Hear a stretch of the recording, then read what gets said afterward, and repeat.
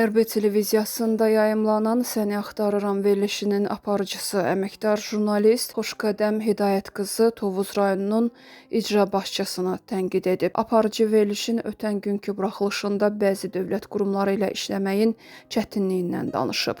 O bildirib ki, bir sıra qurum rəhbərlərinin qəbuluna düşmək demək olar ki, mümkün deyil. Bəzi qurumlarla işləmək çox çətindir. Onların qəbuluna düşmək qeyri-mümkündür. Mənim üçün ən çətini xarici ölkələrdə araşdırma apararkən oranın hüquq mühafizə orqanlarından cavab almaqdır, amma 15 dəqiqə içində alıram.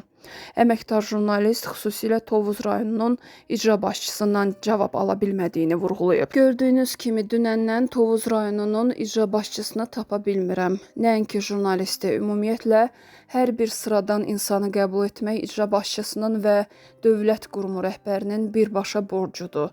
Çünki cənab prezident onları insanlarla işləmək üçün təyin edib.